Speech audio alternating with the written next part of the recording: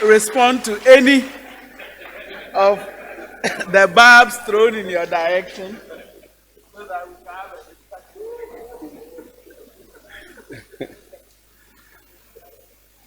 discussion. Thank you very much, Madam Chair and Prof. I wish to crave your indulgence to make a few salutations. I wish to actually acknowledge members of the Ghana Academy of Arts and Science, also all senior police, military, and other security officers here present, then senior academics who are also here, then of course our friends from the media, and ladies and gentlemen, thank you very much for this opportunity. As introduced, I am here this evening to represent Commissioner of Police, Nathan Kofi Boakye. So whatever presentation I do on his behalf for the Ghana Police Service. Before I proceed, like the Prof requested, I will not go into any argument. This is an academic forum, so I wouldn't go into that. There are perceptions, that is his work. We have our own, and an appropriate forum would actually speak to that. First of all, I'm going to take three issues: human trafficking, kidnapping, and the issue of armed robbery. Within the context of the time given, this is not an easy task, but I'll do my best to actually give the backgrounds, go into the causes, and then conclude with the way forward. As you know, as a way of introduction, globally, states continue to actually grapple with the dynamic phenomenon of sophisticated crimes, which affect the emotional and physical settings of human security, with their resultant adverse effect on national security. Therefore, serious crimes such as human trafficking, kidnapping, armed robbery are said to be interwoven, and considering the means, motives, approaches of the perpetrators, there are all organized crimes which could be perpetrated both locally and internationally. Therefore, these crimes violate the fundamental freedoms and the human rights of victims and continuously put the human security in danger. They need, therefore, to develop countermeasures to address these serious social and security concerns cannot be overemphasized. So this evening, I'm going to take a critical look at the meaning of human trafficking, kidnapping, and armed robbery. Thereafter, we'll look at the causes and effects of these transnational organized crimes, look at the way forward, and come out with some pragmatic, concrete, and sustainable measures to address these difficulties. We're now going to take the issue of human trafficking. According to Section 1, Subsection 1 of the Human Trafficking Act, Act 2694/2005, it defines human trafficking as the recruitment, transportation, transfer, harboring, trading, or receipt of persons within and across national boundaries. Foremost, the use of threat, force, or other forms of coercion, abduction, fraud, deception, abuse of power, or exploitation of the vulnerable. Then secondly, we could also look at giving or receiving payments and benefits to achieve consent. Therefore, we want to move forward. Human trafficking has, for the past decades, gained international attention due to its devastating effect on the dignity and the fundamental human rights of victims, as well as on national security. And as you know, Ghana is not an exception. It has become a major source of income to criminals, gangs, who use proceeds from such illicit activities to engage in other transnational organized crime. In most cases, ignorant and vulnerable victims such as women, children are targeted. So to move forward, we're going to look at the issue of kidnapping. Closely linked with human trafficking is kidnapping, which is increasingly becoming a critical part of the evolution of crimes in Ghana. I think you all recall the Tidy girls and so many other issues that have happened in recent times. Section 90 of the Criminal and Other Offences Act, Act 29, 1960, states that a person is guilty of kidnapping, thus, who unlawfully imprisons any person and takes him out of the jurisdiction of the court without his consent. Furthermore, who unlawfully imprisons any person within the jurisdiction of the court in such a manner as to prevent him from applying to a court for his release or from discovering to any other person the place where he is imprisoned, or in such manner as to prevent any person entitled to have access to him or her from discovering the place where he is imprisoned. The causes are definitely interwoven in the growing complexity of criminality in Ghana, ranging from socio-economic, cultural, religious, and political undertones. It is first becoming a means to an end through negotiation and extraction of money and leverage from families, groups, or classes of people and institutions at the national level. The effects are devastating as well as far-reaching. Psychological trauma for the victims and their families, the society, and the state. At the social level, kidnapping and payment of ransom to kidnappers reinforces the phenomenon as it emboldens them to continue the illicit activities. At the economic level, it creates the atmosphere of uncertainty and insecurity. At the national level, the thriving of kidnapping means the law enforcement authorities are increasingly becoming unable to stem the criminal activities of kidnappers. It denies the country the much needed foreign direct investment. It also creates a negative image of the country and discourages tourism. Looking at armed robbery.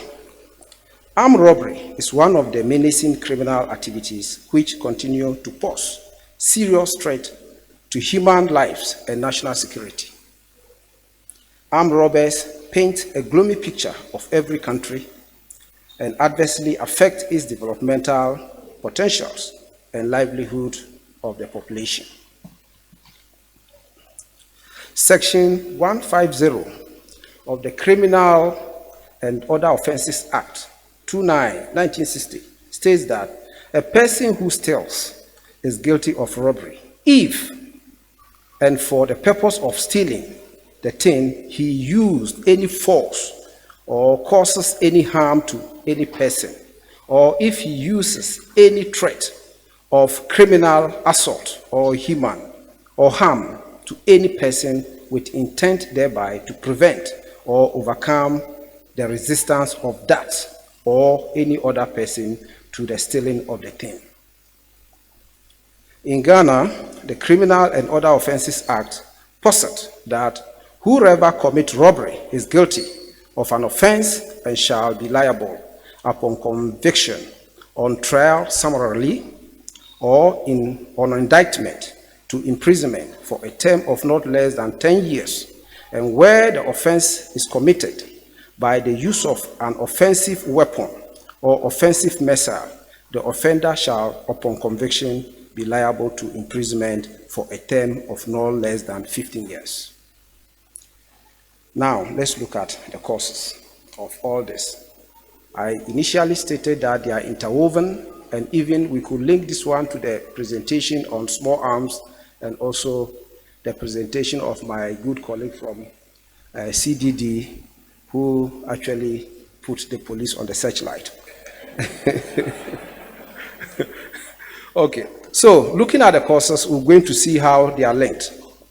The issues of porous borders, which facilitate illicit movement of human and smuggling of goods, ill-equipped police and other law enforcement agencies to meet the emerging crimes, proliferation of arms due to weak checking and accountability systems, ignorance and illiteracy on the part of some citizens, then lack of adequate public education, weak legal sanctions, poverty, unemployment, the lack of intelligence-led policing strategies, interferences of the work of law enforcement agencies which affect morale and dedication to enforce the laws, corruption and collusion on the part of some top government functionaries and law enforcement officials, the mass influx of foreigners and proliferation of arms, poor economic policies, archaic socio-cultural practices, and the last but not the least, conflict which destabilizes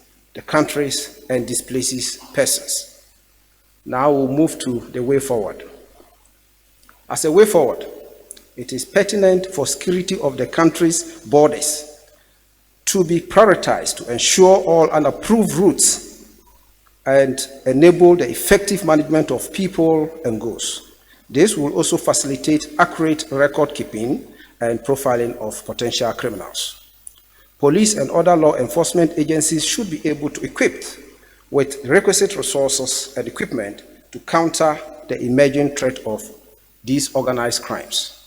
Adequate budget allocation to be made available to the police and other security agencies to enable intelligence-led policing and the creation of an effective informant system.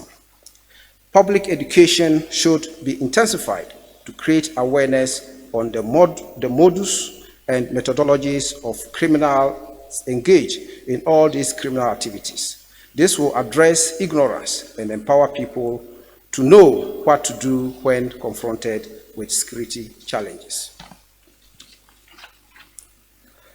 The police and other law enforcement agencies should intensify patrols, both day and night, mount adequate Snapchats, and roll out other operational strategies to address the menace of these organized crimes. Efforts should also be made to build stronger partnership with members of the community. Legal framework in respect of sanctions for these crimes should be reviewed and the sanctions adjusted to make them deterrent enough. Stringent measures should be put in place to check corrupt officials and hold them accountable. Measures should be put in place to address the influx of foreigners as well as proliferation of arms, which is considered as positive trigger of these crimes. In conclusion, it is envisaged that adherence to the measures or the way forward as proposed by all stakeholders will have a far-reaching impact on the human security, economic development prospects of Ghana, guarantee national security, and attract direct foreign investment for improved livelihood. Madam Chair and Prof, thank you very much.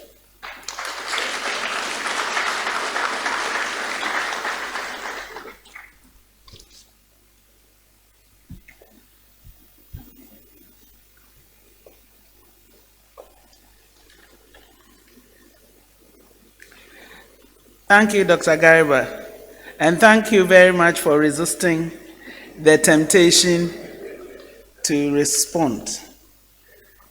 I know that the matter will come up someplace else, and then you'll be able to set them straight. Having looked at some of the matters that make us feel insecure or that threaten our national security, terrestrial-wise, we are now looking into cyberspace, because with technology comes new dimensions that require attention. And so we have Mr. Paul Intimiebua,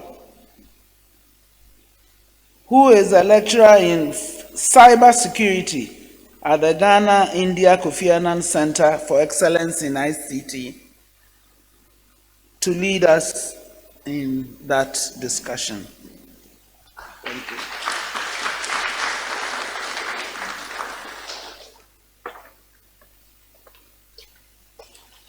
Thank you, Madam. Sorry. Thank you, Madam Chair. I also stand on the existing protocols. All right. I'm glad I'm Paul. I think I'm the least looking at the table.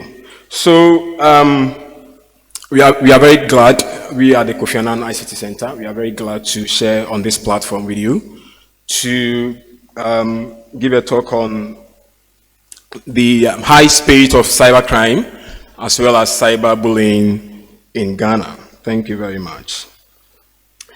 All right. So it is very clear, it is very obvious that ICT or IT is indispensable in every sphere of human endeavor. Our lives, run on it. Economically, it underpins, our economic, our political, our social, activities. It is estimated that there are about 41 million Ghanaians who have subscribed to mobile phones, as well as close to 11 million internet users in Ghana. I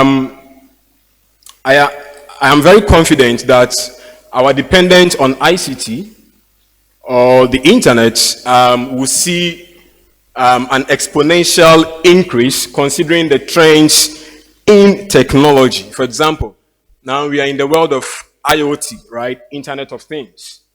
It is expected that almost everything be hooked on the internet for easily monitoring and control, especially our home appliances like refrigerators, our microwaves. Very soon, in the next few years, most of them will be hooked on the internet, for easy monitoring.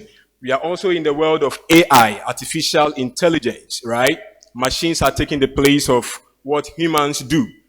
And as well as 5G. Now we have 5G network, providing us high speed of internet, so gradually, our lives are being made easier, on the cyberspace, and almost every activity of ours is being coordinated over there. So there is that need, to shift our attention on making our cyberspace robust and resilient against cyber crimes and attacks. Ghana, for the past few years, have seen a significant increase in our digital ecosystem. The government has taken quite a number of e-services initiatives. Now our port system is going completely digital. Our passport registration is done online. Land Commission, recently we just had an MOU with Land Commission to test their systems. They are also going online. And some other e-government initiatives. So our digital ecosystem as a nation is gradually expanding.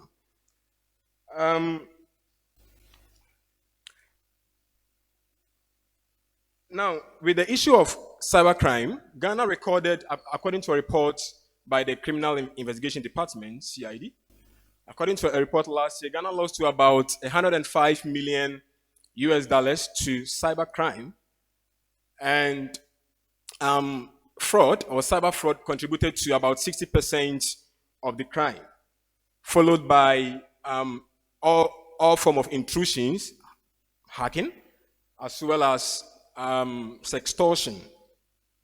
Now, most of these crimes would have been prevented if the victims were a bit conscious or vigilant in how they shared their personal information. according to my own experience in the world of cybersecurity, on the field of cybersecurity, the very first stage of every attack is what we call reconnaissance. And reconnaissance basically is gathering information from your targets.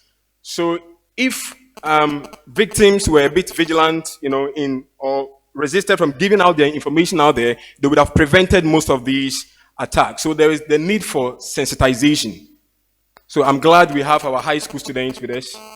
Thank you for inviting them. Because when you talk about cybersecurity, it's all about the youth. Now, considering fraud. Now, record shows that credit card, auction frauds, romance frauds, advance fee frauds, sandbox, and mobile money frauds, these were the most prevalent or the frauds that are very prevalent in this country. Now, hacking, Ghana has experienced a DDoS attack. There have been incidents of distributed denial of service. I have experienced one myself. I experienced one myself last year. Ransomware attack is all over. Hackers try to get individuals to pay them some form of ransom by encrypting their data, and for you to get hold of your data back, you need to, in return, pay some ransom. We have also experienced phishing attacks, identity theft, website defacement. In the past recent years, very important sites like that of NITA and NCA, National Communication Authority, sites were all defaced. These are some of the website defacement attacks we have experienced in the past years. We have also seen SIM swap frauds, as well as SIM box frauds. Now, on the issue of cyberbullying, cyberbullying is on the rise. Now, the perpetrators are basically exploiting our cyberspace, or exploiting the internet and mobile phones, to threaten individuals with with text messages or email, videos, on the cyberspace. Now, there are different forms of cyberbullying.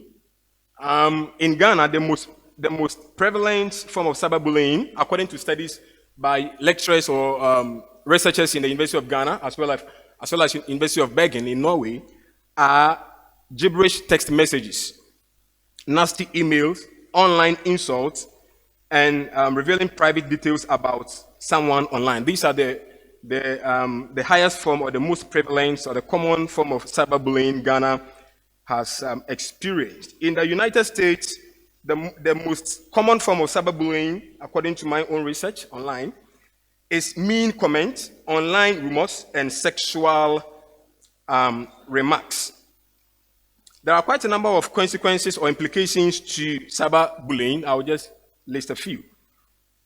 Number one is low self-esteem. Individuals get ridiculed. Suicidal acts or ideations. I was online. I've been following Yahoo News, and just this week, a 16-year-old United States citizen committed suicide, having found out that his friends, whom he trusted, leaked his sexually implicit conversation, to his friends. So he decided to take his life. He decided to shoot himself. So these are some of the implications or consequences when it comes to cyberbullying. Now, other consequences include depression. Now, last Sunday, just after church, I decided to check my email, and to my surprise, I had an inbox, and according to my own forensics, email forensics, the mail actually originated from my email account to my email account. So I was, my email was actually spoofed, right? And the content of the mail was that these fraudsters claim that they have a remote access to my system, and that they can remotely monitor me on my screen, whatever I do, right? And they said they've made a video showing how I satisfy myself at the half of my screen. So I should make a payment of about 731, US dollars into their Bitcoin wallet or Bitcoin address. Now I showed this message to my wife, and then spontaneously she was like, "Okay, then you have to pay." Now these guys, they threaten me that if I make a complaint to anyone, they will start, sharing or posting my video. It's very funny. Now I'll just read a portion of the email. It says, after receiving the payment, I will delete the video and you will never hear again. I'll give you 50 hours or 2 days to pay. I have a notice reading this letter, and the timer will work when you see this letter. Filling a complaint somewhere does not make sense because this email cannot be tracked like my Bitcoin address. I do not make any mistakes. If I find that you have shared this video with someone else, the video will be immediately distributed. So these are some of the threats that fraudsters or cyber bullies, use. But they couldn't get me. I believe if it was someone else, they would have gotten them. Now, so as a nation, I think we need to give, we need to be quite conscious, or we need to take some measures or initiatives when it comes to securing our cyberspace, right? And so I'll just give a few initiatives that the government of Ghana has taken. One of them is that our national cybersecurity policy or strategy, which was developed in the year 2014, currently is being revised. It's under revision, to reflect the trends in cybersecurity development. Also, there have been a draft security bill to establish a cybersecurity authority. I'm presuming that the current cybersecurity center will now be given, or will be changed, or will move to a cybersecurity authority, and will be empowered to regulate our cybersecurity ecosystem, as well as protecting our critical national information infrastructure. Also, the Ministry of Communication has established a computer emergency response team, what we call SET, right? As well as sectorial sets. So now we have a national set, and then 3 different sectorial sets comprising of BOJ sets, NITA sets, and then NCA sets, right? Now these sets, or the computer emergency response teams, are supposed to handle cybercrime incidences. So if you face any incidents, in the cyberspace, you can report to them. So to bridge the gap between the public sector, individuals, you, myself, and the set, a POC, or a point of contact to cybercrime reporting, has been launched. It was launched 2 days ago at the Kofi Annan ICT Center. And this, the POC actually gives us the avenue, to report cyber crimes. It has so many channels, including SMS short code on my time is up. Okay, just a second. Yeah, so now there's a point of contact for incident reporting. Also, a five-year national cybersecurity awareness creation has been developed, right, for sensitization on cybercrime and cybersecurity. The Ministry of Communication has developed a 5-year national cybersecurity awareness, which is dubbed Safer Digital Ghana. And also to facilitate international cooperations in responding to threats, Ghana has ratified of the Budapest Convention of cybercrime, as well as the Malabo or the African Union Convention on Data and Protection and Cyber Security. And to conclude, there is a cybersecurity legislation underway.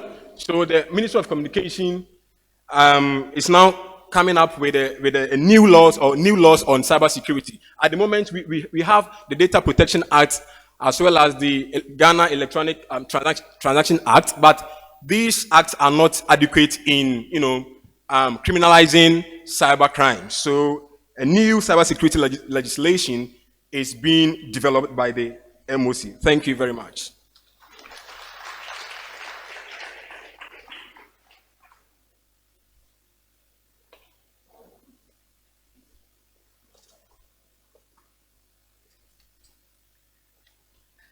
Thank you very much for the interesting exposure to the world of cybercrime.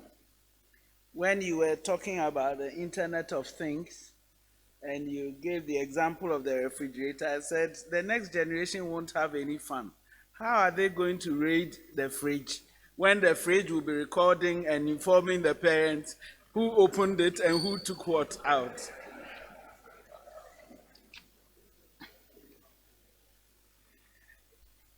This afternoon, I had one of those calls. The person called me on a private number.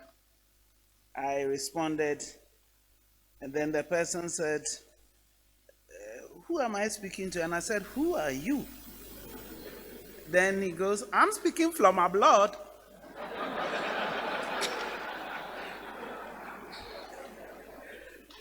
That assured me that there was no point carrying on the conversation. And so we come to our final presentation by Reverend Professor Emmanuel Asante, who is also a fellow of this academy.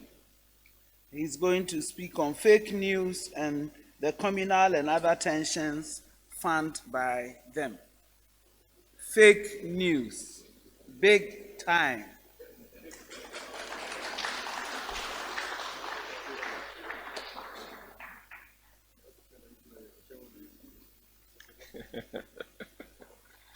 Thank you very much.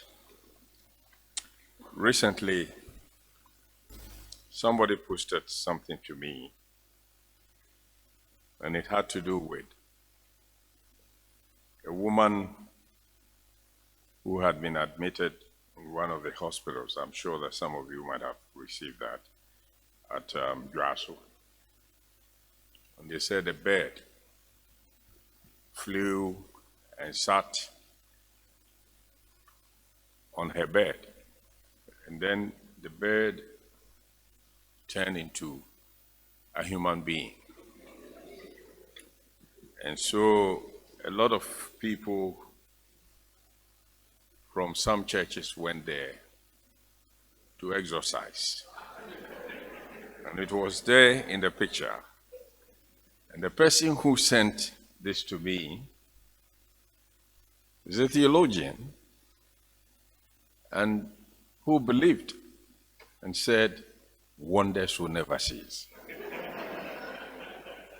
So I simply sent the message back, do you really believe that this is true? And so he had to do his research. He went back to speak to a friend who worked in that hospital and says, it's a hoax. That's my definition of fake news. We're talking about fake news. I'll try to talk about a brief definition of fake news, motivating factors, and then I'll also talk about the dangers and try to conclude by drawing attention to what we can do in the face of fake news. Fake news is a term that has come to mean different things to different people.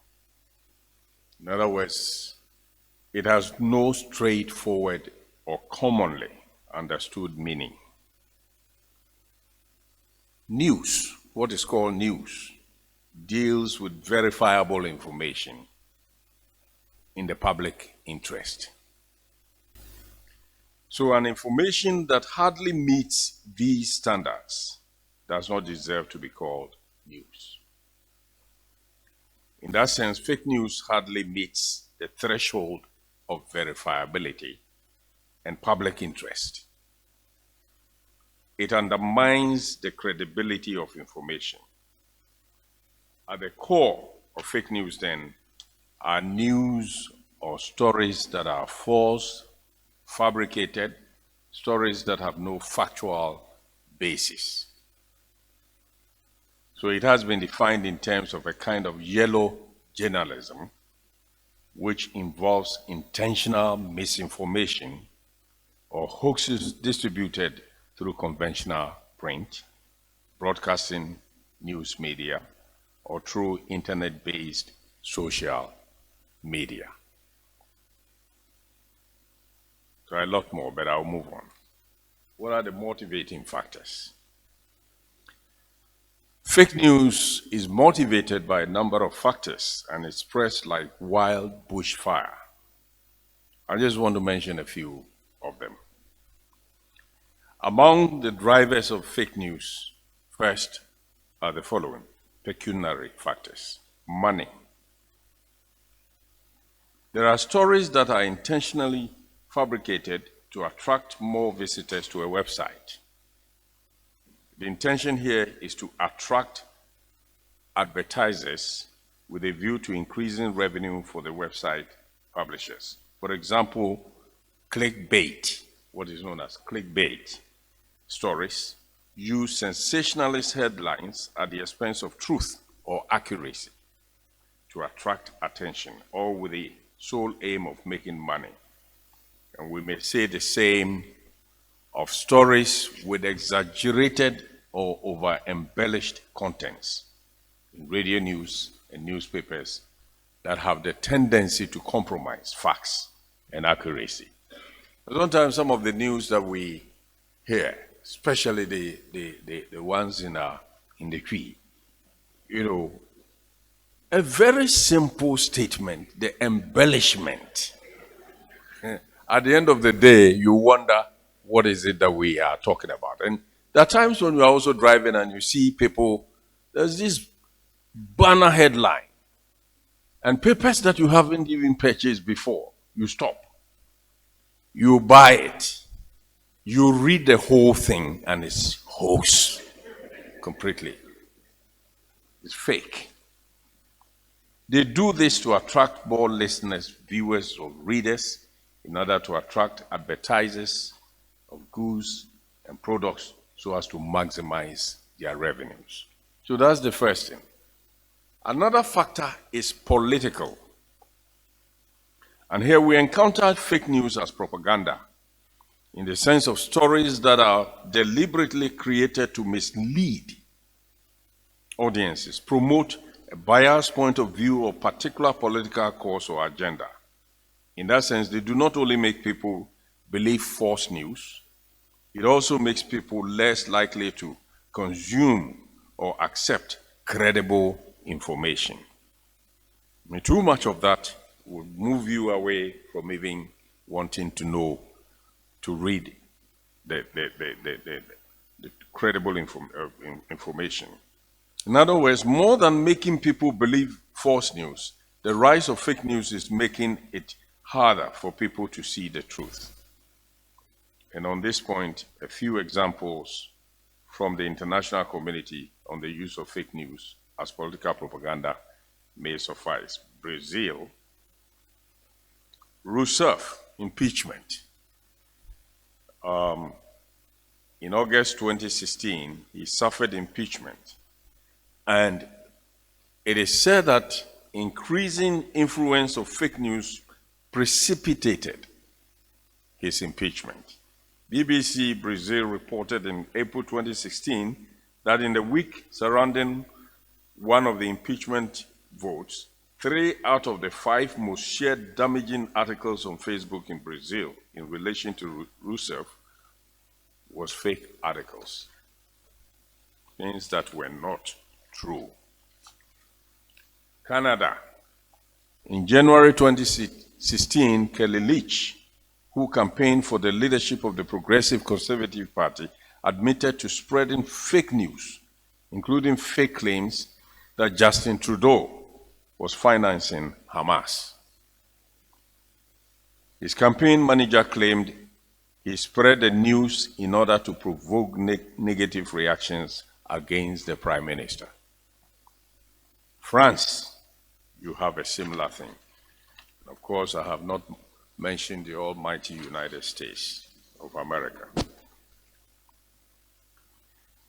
Now, there's a growing popularity of fake news. A few years ago, the term was hardly a known expression. Now it is a very important category in the study of news media. The growing popularity of fake news can be accounted for in terms of easy accessibility to digital information platforms and the sharp decline of the traditional sources of news, such as the newspaper circulation. And this has led scholars to speculate that the traditional sources of news would give way to the digital information platforms. Studies have been conducted in this area to show how it is growing. Time will not permit me to go through all that. The paper lists all that. What are the dangers? One, political dangers. Social media platforms can be used to target specific organizations or individuals with an intent to either glorify or bring malice to them. A clear example is what has been referred to as the Pizzagate. Pizza. In this example, fake news moved one man to shoot up a pizzeria called Comet Ping Pong Restaurant in Washington. That was falsely reported to be linked to a human trafficking and child sex ring connected to several United States restaurants and high-ranking officials of the Democratic Party. And Hillary Clinton and her presidential campaign was aimed, they targeted that. And the alternative right communities first created this piece of fiction and websites promoted this fake news. It was further tweeted by people in the international community, political operatives, and foreign government that had reason to be concerned about Clinton's Hillary becoming President of the United States of America use illegitimately acquired Facebook data from the Cambridge Analytica. We all read about that. To convince social media users against her, to vote against her. So there is that kind of danger. And the danger is that through this false news, we can undermine the democratic process. Political parties use the social media to get political benefits by churning out stories about opponents that may be either true but irrelevant, and false with an intent to pluralize the minds, to pollute the minds of voters. It can also be used to influence public opinion on an issue. It can be used to distract people from important issues so that these issues remain unresolved. Then there are social dangers. The social media can be used through the spread of false news, doctored pictures to create disharmony in society. Now, recently the xenophobia thing, people are even competing with it, challenging it, whether that is, you want to call that xenophobia, because it was an attack against blacks, but not against any other person. So who was behind it? Blacks fighting blacks. But recently, when that sort of thing happens, there were some pictures out there. Story buildings that were set on fire and people running and all that. Later on, GBC came out to say that the pictures that were circulating, that went viral, were actually taken from India. They were not things that happened in South Africa. So these are the dangers. Now, recently here in Ghana, we had some pictures of people being massacred in the north, and it went viral. That is something that could have sparked off tribal war, because particular group of people, somebody was saying that a particular group of people were being attacked. But the pictures were not even from our place. Somebody was doing mischief when that sort of thing was done. There is also security dangers connected with that. So what do? The call to prevent fake news always comes with a call on the technology providers to regulate access. The studies have shown that the scale of fake news is growing rapidly because the access barriers to information consumption have almost disappeared. Social media sites have become open, unrestricted platforms for news sharing and consumption. And I'm glad that my brother who spoke before me is saying that Ghana, we are putting all sorts of things in place. I hope we are doing that. The fact is, in today's media landscape, information is free floating on the internet, and professional editors who serve as gatekeepers are rare. So there is the need for digital regulation. But that should also be complemented by what I would call digital literacy. Now, we've been talking about the CSC, and everybody in this country, we were all out. And Ghanaians, I congratulate you that you are not going to allow these kinds of things to come about. The trouble is that your sons and daughters have access. The mobile phones that they are holding has the CSC there. You yourself, you do not even understand. Now what is happening is that you are operating your own thing and something is happening and you call your 10-year-old son, you are illiterate digitally. So how are we going to be able to address the problem? Simply by shouting? It is said of a 7-year-old boy whose father went to him and said to him, Kwesi say, what is 7? You are 7-year-old. So that thing in front of you is not an okro. He says, Father, I already know what it is.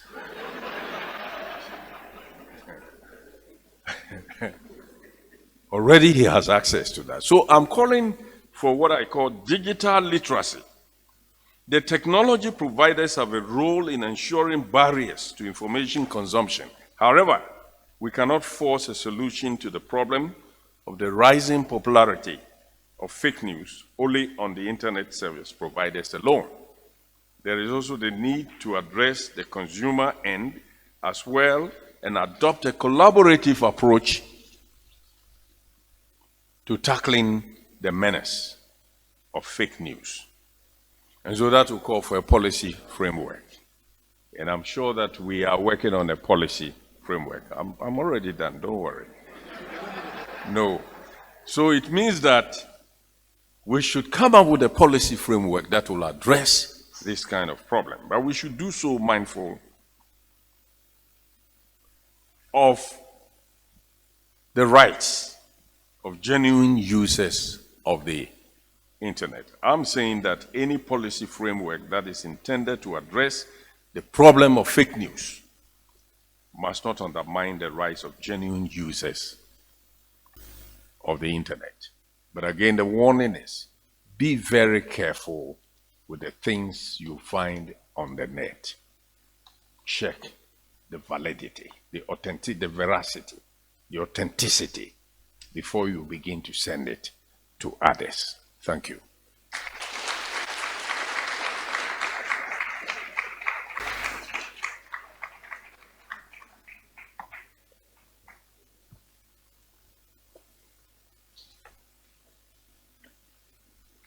Most Reverend Professor Santi, thank you very much for alerting us to this thing that we live with now, and that makes all of us vulnerable because people pull your picture off the internet and craft a story, and everybody believes.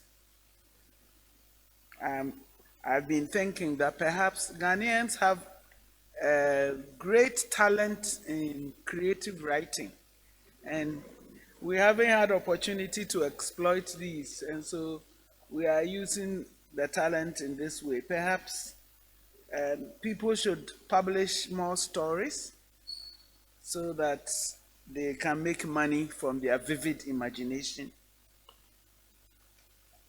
We have done well. We have heard all the speakers. Now it's your turn. It is 6:40, and if we manage half an hour for all of you, it's fair, isn't it? Half an hour.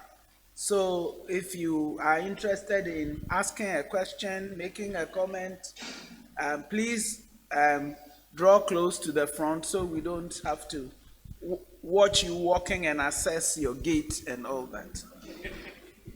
But more important, please make it short so that whoever you are addressing it to can answer. If you want to be a panelist, it's too late. So if you talk for too long, I will exercise the prerogative of the chair. Thank you. So somebody, please come forward. And other people can please line up in front so that... Okay. All right, thank you very much for the opportunity. My name is Adib Sani. I'm from the Center for Human Security and Peace Building.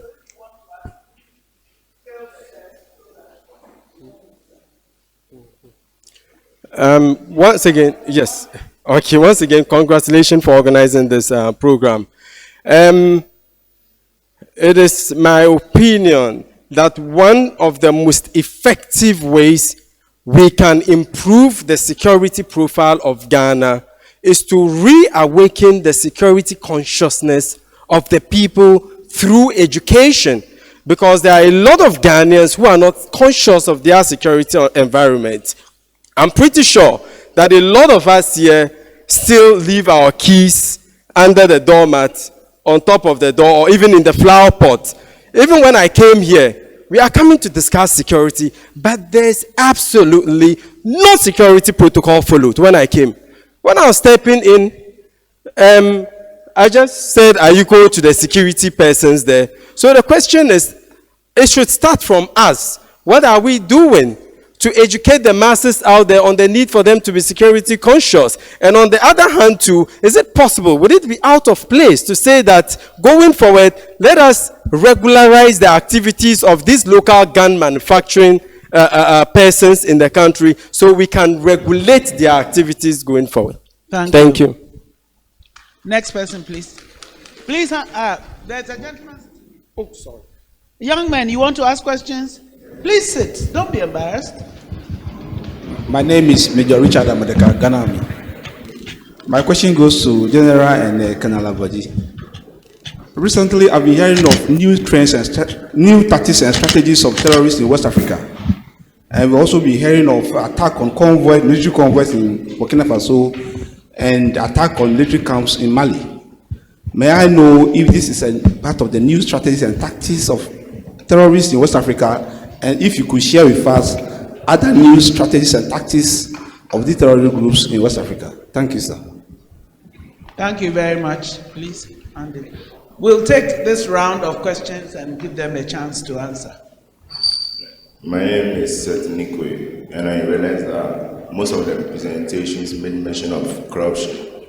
And I want to ask the Commissioner of Police how the policies you plan to implement will be effective. For example, you made mention of increasing patrols in neighborhoods, but given the rate at which corruption is being mentioned, it means that it's very deep into the country. So the probability that the people implementing those policies are corrupt So, as the Commissioner of Police, what are you doing? What measures are you taking to ensure the safety of the public? Thank you. Thank you. We have heard that prefects take bribes. Is that true?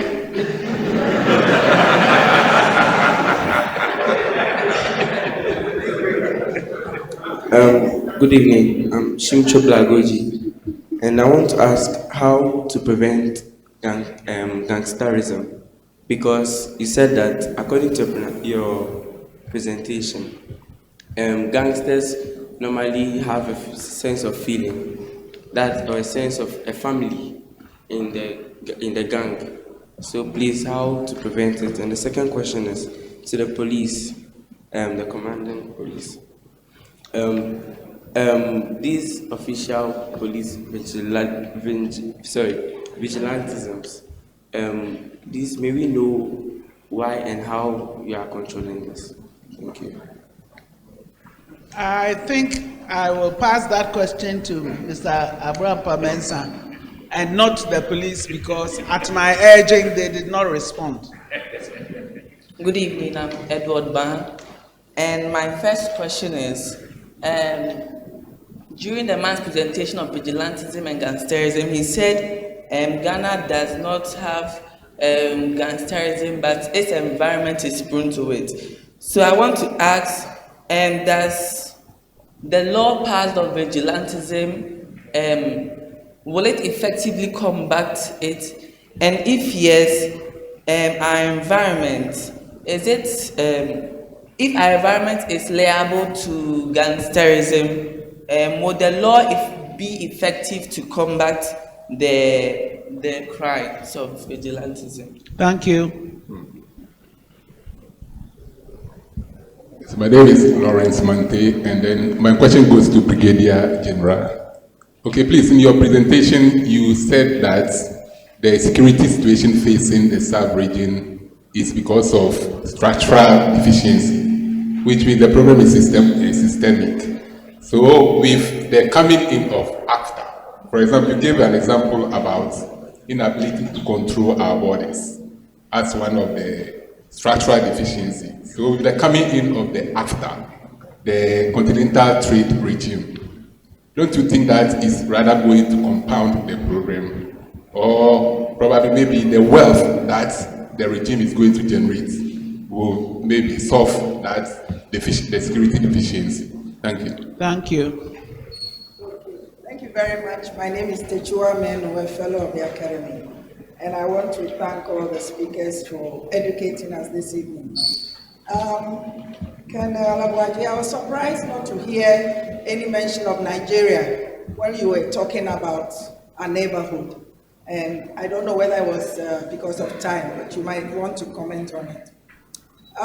As a scholar of migration, I was a little uncomfortable with your stress on illegal migration. Who is an illegal migrant in our region? In migration scholarship, we tend to talk about irregular migrants, and it's a bit related to what the last speaker said. We have the ECOWAS protocol. We now have the Continental Free Trade Area. So there's going to be more movement, not less movement. And it seems to me that in the future, borders will become increasingly porous. So it seems to me that that is the reality that we should confront and think about smarter policing, smarter security, greater use of technology. And I think that some of the speakers already addressed the issue of community policing, etc. But I really am a bit concerned about, because we have the protocols, we allow people to move. And Madam Chair, if you permit me, especially because you were talking about Cote d'Ivoire and Ghana. Many of you on the podium don't go to the market. I go to the market a lot. As soon as you arrive in the market, you are invited to buy Abidjan plantain, Abidjan shrimp, onions from Niger, etc. Just telling you that indeed, in the marketplace, we really have integrated a lot. So we do not even know who is in our region at any time. And I wonder how we're going to be able to flush out the irregular or the illegal migrants who may also be the security threats. Thank you. Thank you very much. Can we take 5 minutes to respond? I think if we started from here, Colonel, if we started from you and headed this way. Yeah, thank you, Madam Chair, and thanks to all the colleagues who asked questions. I want to suppose that the gentleman who asked the first question probably came in a bit late, or because I was in a rush to flip through the slides, he probably, or I might have missed one of the points. But terrorism in the Sahel region is a real issue, not only for the Sahelian region, but indeed globally. From the Sahel region, the terrorism that is raging on in Burkina Faso now is an existential threat to Ghana. Let me give you the numbers. It started in Burkina Faso in 2015 with only 3 terrorist attacks, hardly any fatalities. In 2016, it increased to 90 terrorist incidents and 218 fatalities and 700 internally displaced persons. 2017, it jumped to 94 incidents and 529 fatalities and 4,900 IDPs. In 2018, at least 485 separate security incidents, 1,110 fatalities, and 42,000 new displacements.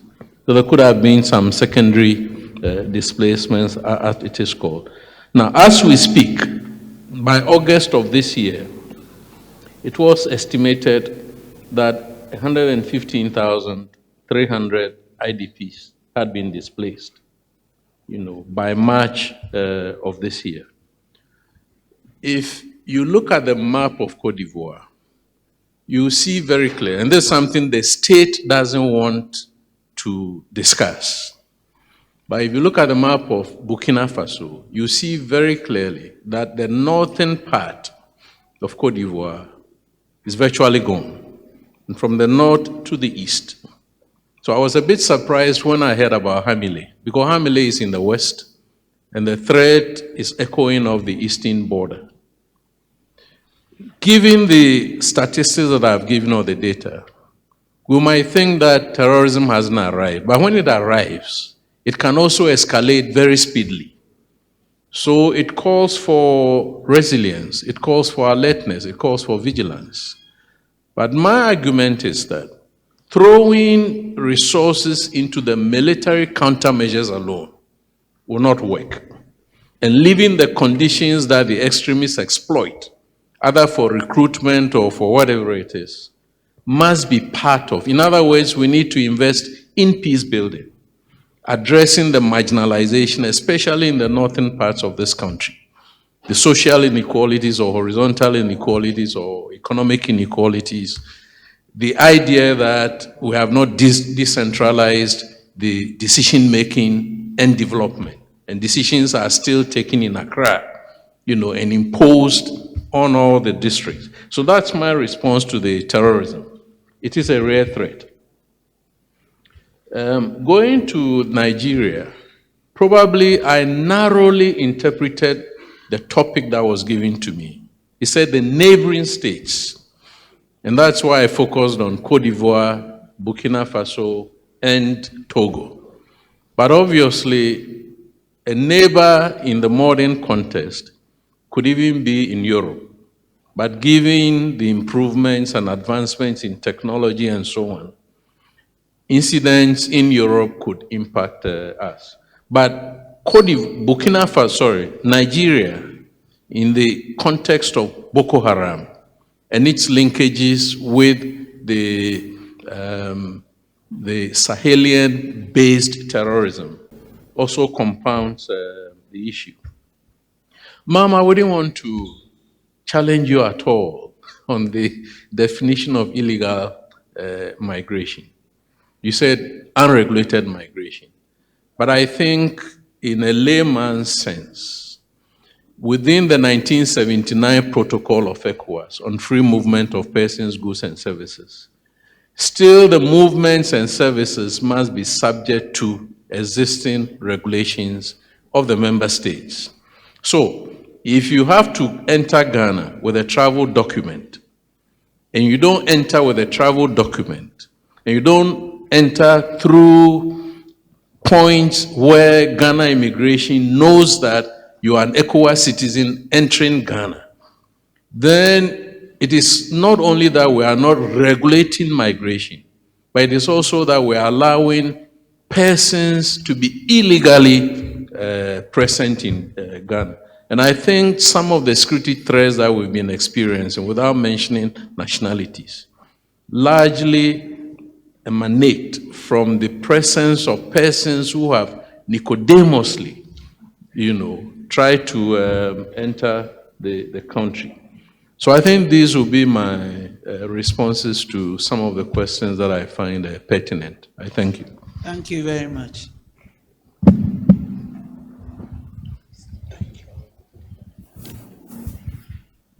2 minutes, sir. Yes, so I'm combining the two questions by my students.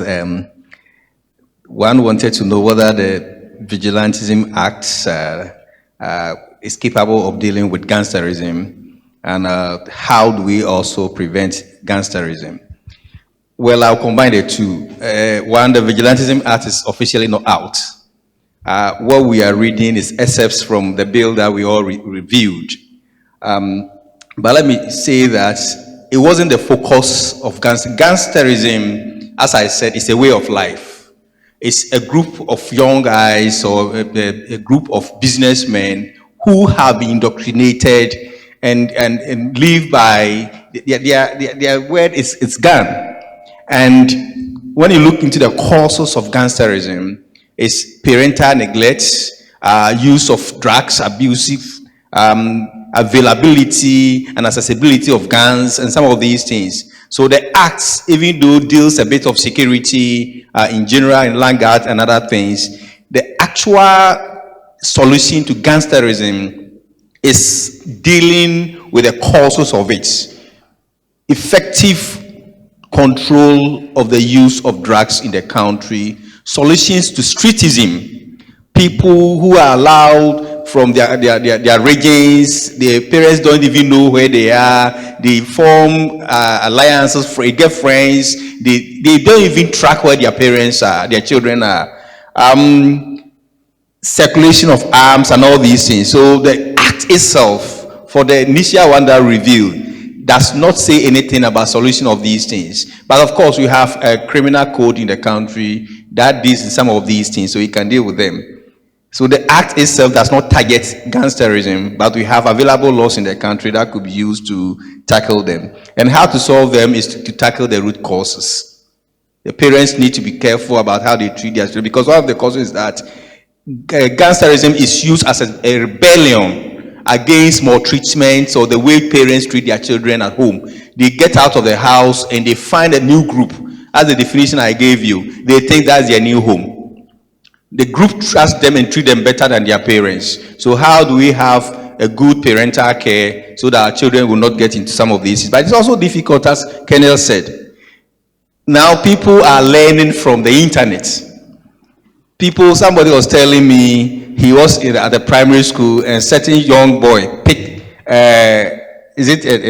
something like a stick, and he was practicing when he saw on internet. And if he had not gone there where he hits the other young girl once, he was going to repeat in a Rambo style. And the teacher went there and prevented him from doing that. If he had not gone there fast, something bad would have happened. So all these things are part of what we should do. Monitoring what our children do on the internet, taking care of our children, and also trying as a country to deal with the issue of streetism. These are some of the factors that lead to gangsterism. Thank you very much. The next batch of questions, please. The microphone. Thank you very much. My name is Joshua Smith. Two questions. One has to do with vigilantism and then the other to the police. So listening to the presentation, you made mention of the fact that 98% of issues relating to vigilantism has not been heard. Now, the president recently made the Peace Council to sit with the MPP and the NDC to disband these vigilante groups. So if 98% has not seen the light of day, how sure are we that this meeting that was done with has really disbanded the vigilantes? And as we approach the 2020 elections, what is the safety of an ordinary Ghanaian or even a non-Ghanaian? And then the second one has to do with the police, that has to do with the patrol team. We find them on the streets ensuring that vehicles that move, everything is in check. But these same guys on the street turn out to extort money from some drivers when they meet them. Has this come to your notice? And if yes, what have you done about that as well?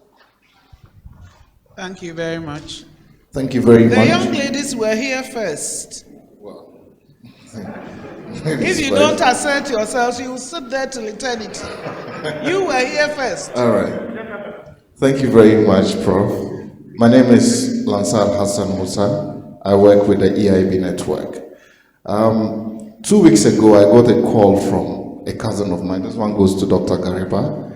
And her issue was that she got a call from a number that claimed he was in love with her. And they had a chat for a couple of days, and the person requested for her pictures. She sent the pictures, which had no sexual connotations, normal pictures of a woman going to the mosque, to the market, and all that. Then, a couple of days later, this guy calls demanding that she sends 500 cedis to him, else he will edit the pictures and put her face on some naked pictures. Now, we spoke about cyberbullying. How is the police working with the telcos to track down some of these people who buy the SIM cards? Most of them are not registered, and then they go around threatening people and then blackmailing them to give them money for such things. Thank you. Thank you. Thank you. As the youth, what can we do in our own small way to reduce the extent of small arms proliferation in our environment, in our immediate environment? I didn't hear you. Did you hear? I repeat myself. I said be brief. I didn't say. Sorry. As the youth, what can we do in our own small way to reduce the extent of small arms proliferation in our immediate environment? What can you do? Yes, please. Oh, okay. All right. Okay.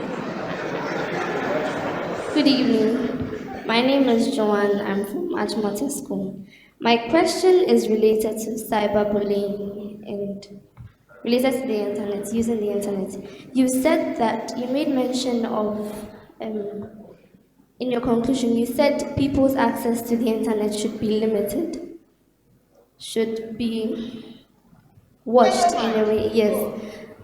So I want to ask, some people's work will involve, I won't say prying into people's private lives, but then digging into people's personal lives, which the internet helps to do that, and hacking sort of. So if you are restricting people's access to the internet and limiting that, it's like limiting the internet in total, because it's supposed to create that free environment. So how do you fish out the people who actually need the total freedom that the internet gives? How are you going to restrict people in their use of the internet? That's my question. Thank you. Thank you. The last two questions, please. Oh. As they say, possession is 9/10 of the law. You have possession. Carry on. Good evening. My name is Frederick Yedo, Ghana Academy. I would like to find out from anyone who would be able to respond to the network companies.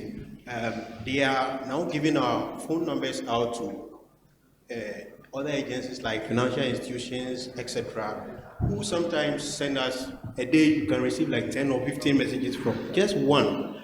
And when someone gets access to even your personal phone number, and they can even take to know every detail about you, because with your number sometimes it's registered your full information where you work. And with terrorism and kidnapping on the rise, what is being done? Because as we are trying to solve the problems, then someone who is making money is rather, helping these people to get access to. So thank you. Thank you. But just to share a little information somebody gave me, that a lot of those people pick up numbers from places such as ours. And when you register for a program, they ask for your phone number. Why they do, I don't know. I never give it anymore, because that is where they get all these numbers and then start harassing you. Okay, thank you very much. But it doesn't stop him answering the question. Okay, thank you very much. My name is Jenny Viniza, and I'm a 300 student of the University of Ghana. Please, in your earlier submissions, you made mention of the fact that there are some security threats looming in some sub-regions around Ghana. You made mention of the fact that there are some security threats in Côte d'Ivoire, in Ivory Coast, and Togo. And then you also went on to speak to the fact that some of these security threats may pose some threats or some kind of implications on. Can you ask your question, please? So my question is, what are the international organizations in Africa, like ECOWAS, AU, and then UN doing about this? Because maybe sometimes we will be in the streets and then some refugees will just come in and then be attacking us. They'll be needing some kind of points from us. So if maybe there's some kind of security threat in other countries and then they are fleeing into our country, what are the measures that these organizations are putting in place to check it? Thank you very much. Thank you. I had said last two questions, but somebody is sitting here and I can't say no to him. So he's absolutely the last. Thank you very much. My name is Anas Seidu. I report for CTFM and CTT. When you said Anas, some people nearly bolted.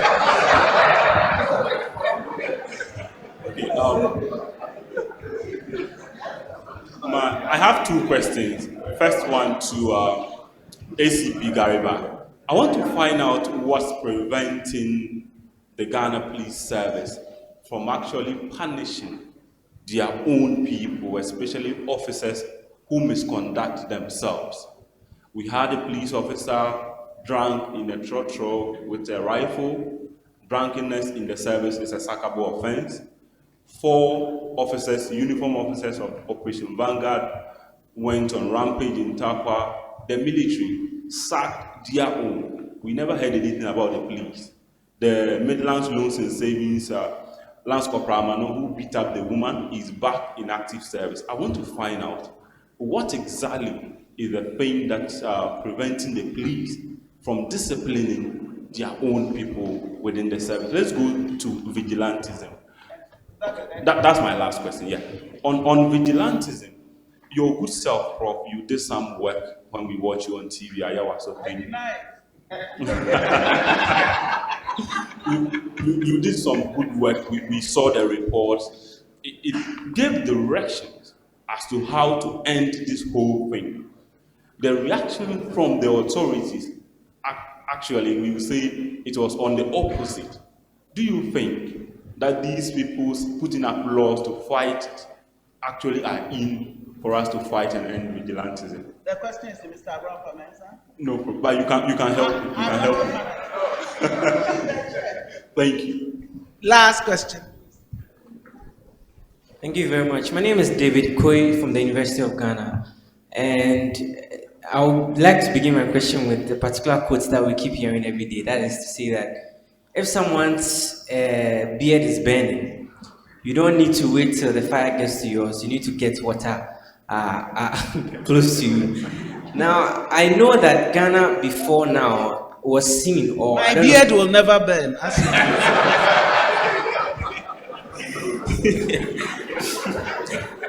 So I don't know if now we don't consider Ghana as the beacon of Africa, but when you look at the formation of the African Union, Ghana, Kwame Nkrumah played and his picture is there, he played an integral role in the formation of the African Union. We find ourselves in an area where our bordering nations... Please ask your question. Yes, Give us another lecture. our bordering nation seems to have certain irregularities happening in their country. What is Ghana doing? This question is to anybody who would want to answer. What is Ghana doing to, for instance, push the African Union to be able to do something? Because if you don't take care, these issues are definitely going to come to Ghana. What are we doing to prevent it from happening? And also, secondly, with the issue of publishing reports, I would like a policeman to help us with. There are calls for the insurance report to be published, and we want to pass Vigilantism bill. And this is an issue of we don't know what is happening to reports, and then we hear that president has cleared, and we don't know what is happening with our reports, and people are losing trust in the police system. And so, what are we doing in this relation? Thank you. Thank you. The panelists will answer. I took the liberty of redirecting your African Union question to Colonel, so he'll take it.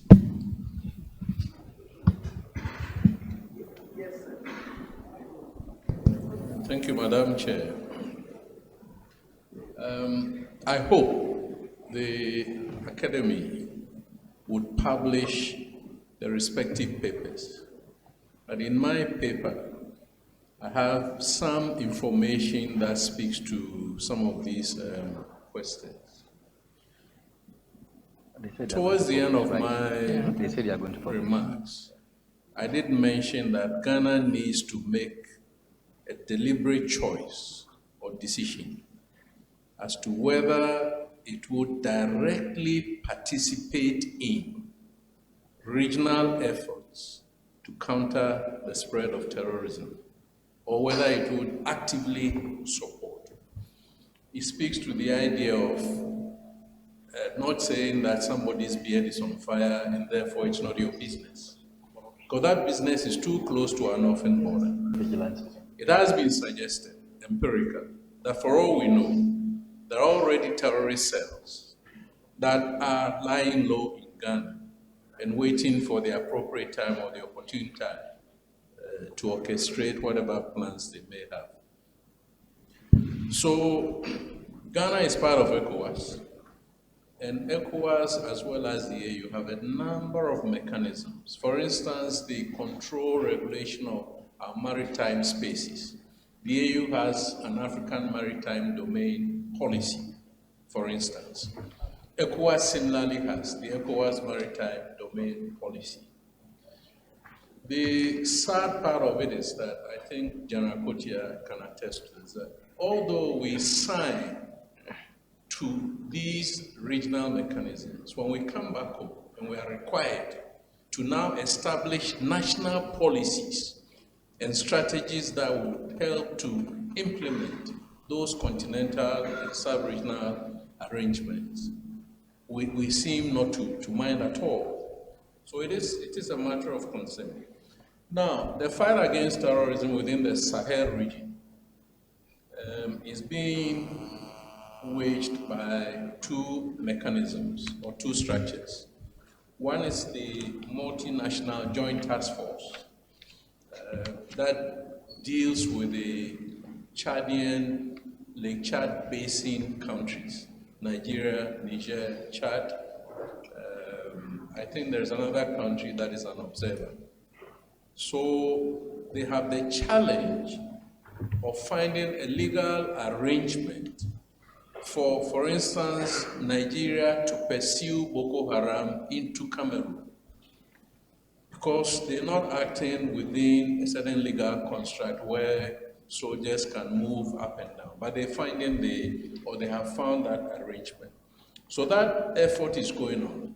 Unfortunately, Boko Haram is very well networked and affiliated with other jihadi groups, with funding from certain quarters.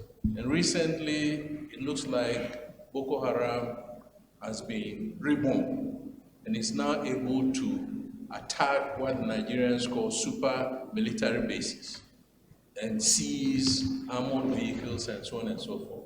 But the question of the morale of the soldiers, comes into question. Now, in the Sahel proper, we have the G5, in French, 5 means 5, or the G5 Sahel group. So from Mauritania, Mali, Niger, Burkina Faso, these are countries that are joined together, obviously with support from France, to try and counter the onslaught of. Unfortunately, one academic explanation for Burkina Faso's dilemma is that as this effort, combined with the French-led Operation Barkhane, started putting the jihadists or terrorists under pressure, they moved southward and took Burkina Faso by surprise. So it is only now that Burkina Faso is waking up, again, having neglected its armed forces for a number of reasons, to try and find the capacities and so on and so forth. We'll wait to see whether this is going to work. In my paper, strangely enough, or coincidentally, I have gone back to the Xenophobia 7, concept of international relations. There is an extent to which Ghana can influence AU and or ECOWAS. Remember, this is a club of intergovernmental nature. So nobody goes to the AU or ECOWAS acting like a president and dictating what it is that must be done. It's a place where you negotiate. And every country has the right even to sign and yet go back and not do anything. So there are challenges. The observation is that AU and ECOWAS move very, very slowly.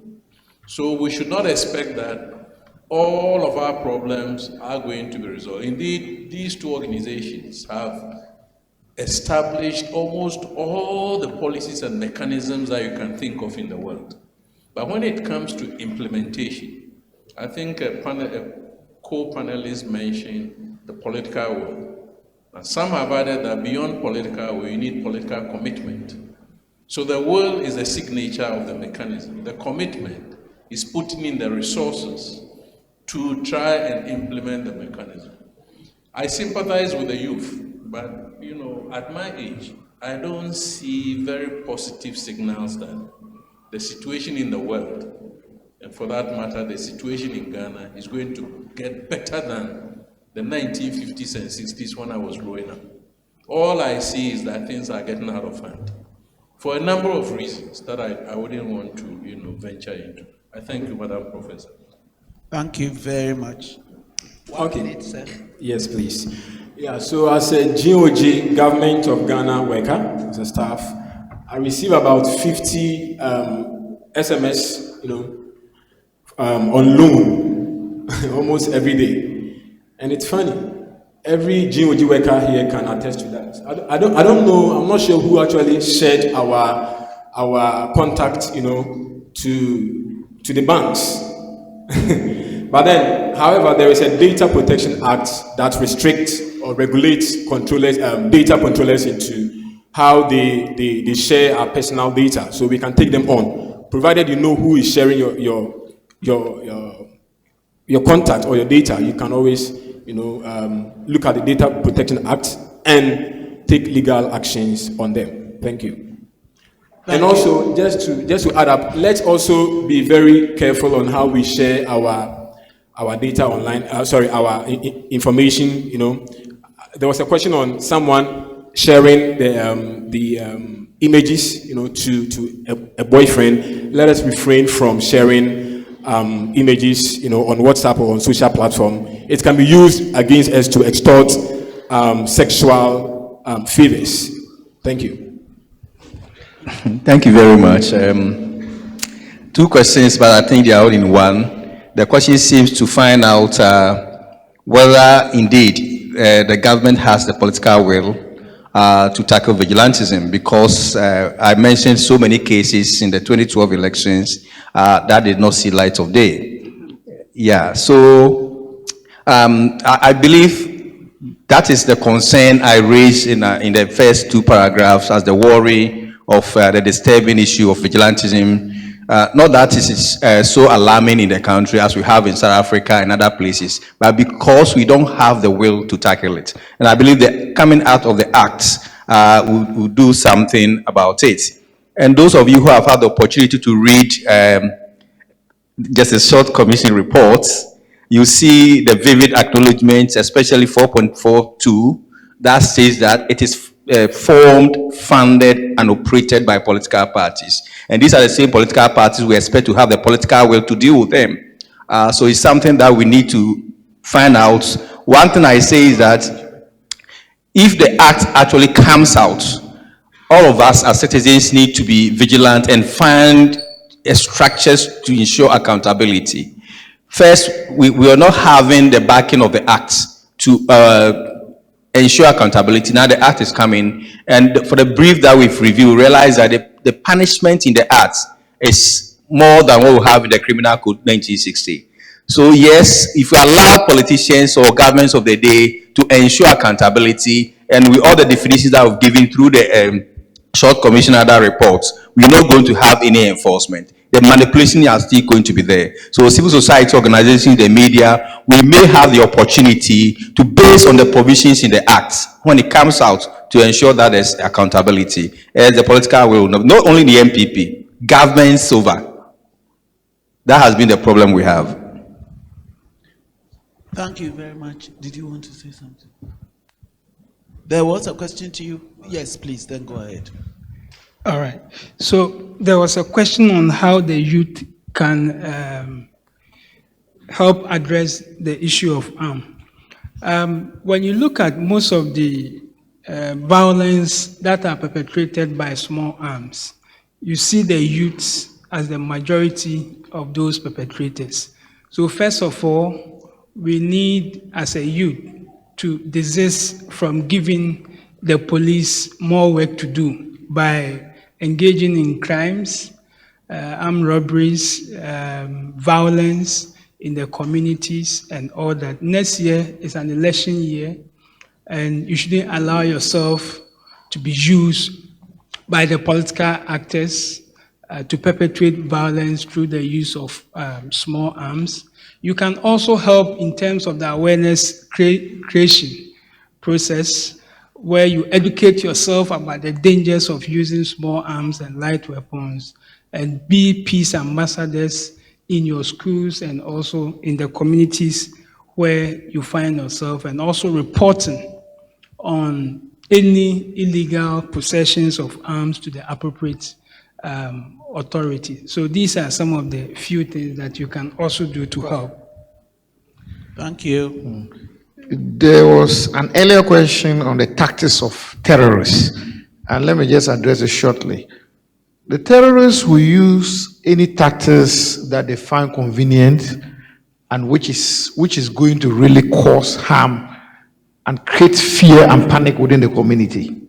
Now, and I remember the questioner was referring to Burkina Faso. So far as Burkina Faso is concerned, the earlier attacks were targeted of foreign interests.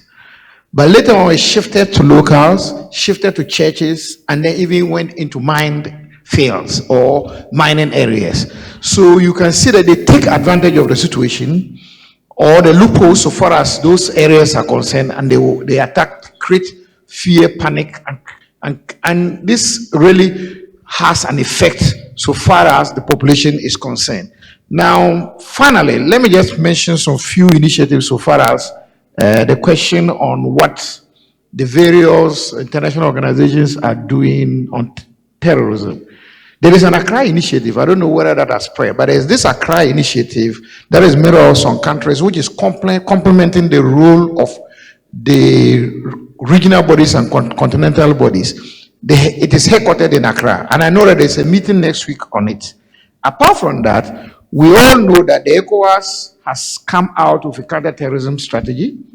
The African Union has its protocols so far as terrorism is concerned. And then we also have the UN Secretary General's plan of action against violent extremism to work on. The problem is that, and especially referring to the ECOWAS counterterrorism framework, it is said that in the framework, it is stated clearly that all countries must come out with their strategies as soon as possible. This was in 2013. But we need to find out how many countries have their strategies. Thank you. Most Reverend Professor wants to make a point, and then ACP Dr. Gariba will respond to his comments. Thank you very much. I'm looking for us to leave this room in 5 minutes. Yes. I just want to say that for those of you who were asking if 90% of the vigilante case had not been dealt with, what guarantees do we have? We need to look at context. Have we advanced? We have. There is an act now that outlaws political hooliganism, vigilantism, and its other related issues. Apart from that, I know that we're talking about the report and the white paper and so on. Work is being done. And I do believe, I just want to give you hope. I don't want you to live here hopeless, thinking that, oh, the situation is so bad that Ghana, all that we need to do is for us as young people to be vigilant. I keep on saying that there's no reason why you young people should sit there and say that you are the future leaders. If you don't take the commanding heights of leadership today, you don't have tomorrow, because it is today that gives birth to tomorrow.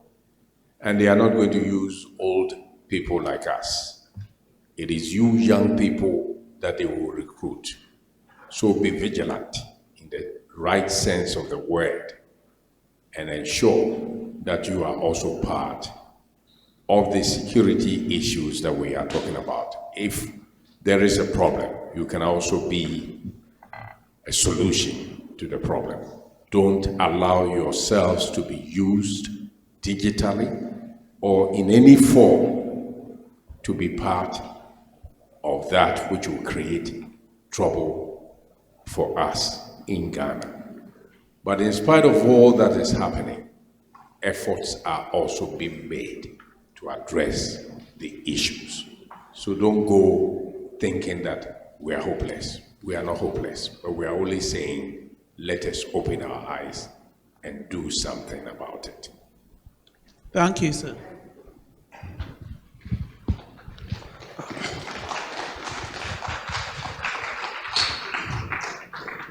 Thank you very much, Madam Chair and Prof.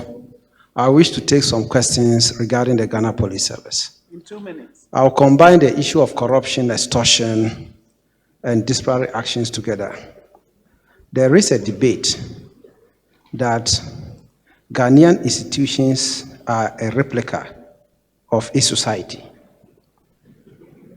So it is not about the Ghana Police Service alone, but it goes into the context and nature of our society. Therefore, corruption is an issue that goes beyond the Ghana Police Service. It's an issue that everybody in this country must be concerned of and not direct it to the Ghana Police Service alone. And that is why, if you look at SHRAG, is leading a project that is called a program that's called NACAP.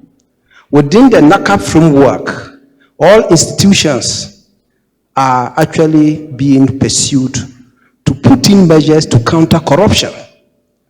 And even before the NACAP, the Ghana Police Service as an organization have put in measures to counter corruption, extortion, indiscipline, and misconduct in the service.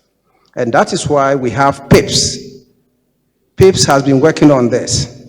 Those people who have confronted PIPS before, if they work on your matters, you can request for the report through the Inspector General of Police and to be released. A lot of police officers have been disciplined, some have been dismissed, some have been reduced in rank through some of these investigations on complaint from the population. So I can assure you that the police administration abhors this corruption and extortion of patrolmen and all other things. And we have the platform to actually work on that. Now, the issue of cyber tracking and SIM card fraud and all that, I can assure you that we have a unit at the CID headquarters that works on that. So if there is anything regarding cyberbullying, circulation of obscene materials and others, you can report and it will be investigated. That platform exists. Finally, one of the students had a question that I didn't want to actually go into that debate. And I will not actually dwell on that. But what I want to say is that in every statement that is made here, we have both sides. The coin has two sides. It's not one-sided. My colleague from CDD has done his work and presented his opinion. The Ghana Police Service too has his what? Opinion. But one statement that I will make is that the Ghana Police Service has no any vigilante connection or network. Thank you very much.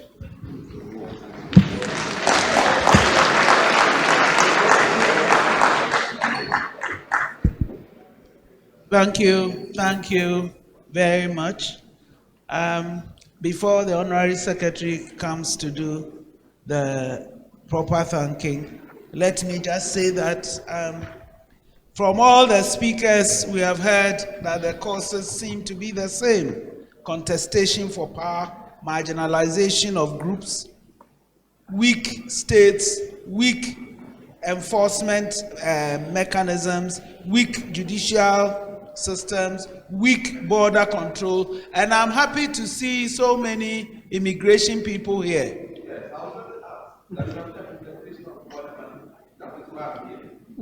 Tomorrow. Because it looks like a lot depends upon you. So now that we know, we will find an opportunity to have that discussed. We have been told that we are not in a very safe neighborhood.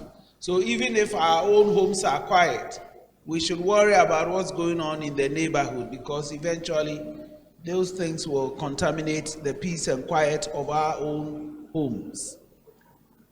They've made a number of recommendations: the need to develop a national security policy, the need to invest in the causes of instability, the need to enhance counter-terrorism measures, the need to empower civil society is something that we must do, because you can't have a policeman or policewoman at every elbow. And I quite like the hashtag that Joy FM has started of if you see something, say something. Because now the individual is the front line, really, for fighting terrorism. Because the terrorists, unfortunately, won't come in uniform with ID cards and so on. They are ordinary men and women by day, and then bombers by night. So it will take ordinary men and women keeping their eyes open to help. I was a little shocked to hear that there are no accurate statistics of small arms, and that even the figures quoted are 5 years old. If it is really Africa's weapons of mass destruction, how come we don't seem to be interested in it? Interested in finding how many we have and how they came to be. I was told that I have a gun, and I don't. So the 2.3 million guns that you are estimating can only be a guesstimate. Maybe some have more than one covering me, but I am certain that the statistics can't be accurate. So please, let's work on it. Let's find accurate figures, because you can't work on speculation. And if it is as much of a threat as you say it is, then you owe it to us to find the information. So everything they've said here tells us that there's a lot going on around us. There's a lot going on in the country. I always make boast of our Peace Council abroad. Believe it or not, our Peace Council has a very high reputation abroad. So our peace architecture is good, but let's not leave it to only a few people. Now it is everybody on board. The young people who are always saying they are not involved in leadership. You are looking out for your own safety. It's leadership you are looking at so that you get a car. Dr. Aubin used an expression I liked, peace ambassadors. How about forming groups that are called peace ambassadors and working in your communities to make sure that all these threats that are there will be minimized? Ghana is not an island. It can never be. But we can do things better internally so that we are all safer. I thank you all.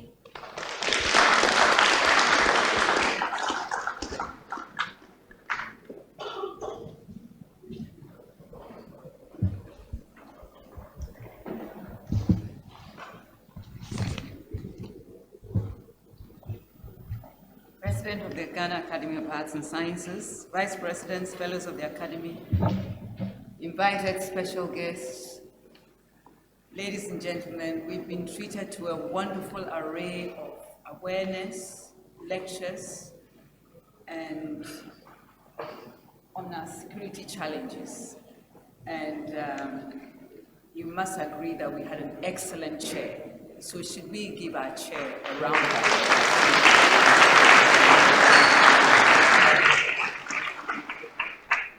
I'd also like to acknowledge the presence of our students who have graced the occasion. We thank them very much for always coming to listen to our lectures. Presec, Achimota School, Accra Academy, and Accra Wesley Girls. Thank you very much. Now, there will be refreshments. Item 13. So, the guests will be in the garden, and the fellows and the special and the speakers will be in the atrium of the academy. Thank you very much, and kindly allow the platform the members to file out first. Thank you very much.